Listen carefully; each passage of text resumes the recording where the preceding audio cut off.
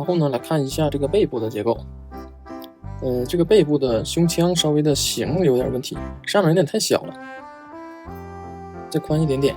然后这一边的轮廓离胸腔太远了，胸腔的这样的一个形，在他身体里呢比较合适。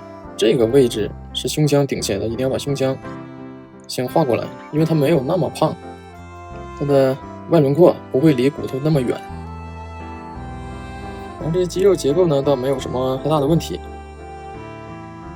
让这边的轮廓往里面收一些，距离骨头不要太远。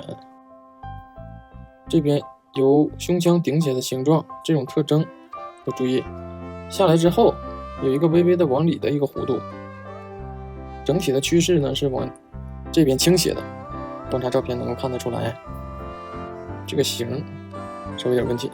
然后这个前锯肌，在这个角度我们是看不到它结束点的啊，不要给它画成这样，像一排牙齿。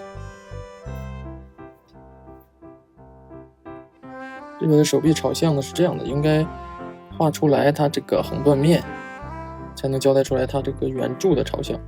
然后下面这个也是，上面的这个圆面稍微的再宽一点点。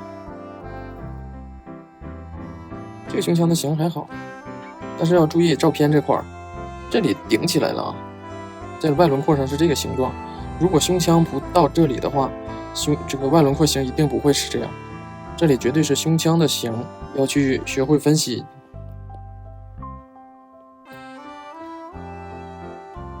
这样的话差不多。这个颈部的横断面要判断清晰，它朝向哪边，然后它的后边以及侧边。然后这一侧手臂看不到那么宽，这里画宽了，要多注意观察这些特征。然后像这个冈下肌啊、小圆肌和大圆肌，它们之间的大小关系要注意，不要把大圆肌画的比冈下肌还要大。这个肩胛骨的内侧应该不会离脊柱这么近，因为它这个动作，它这个手臂在往前去，肩胛骨要向外滑动，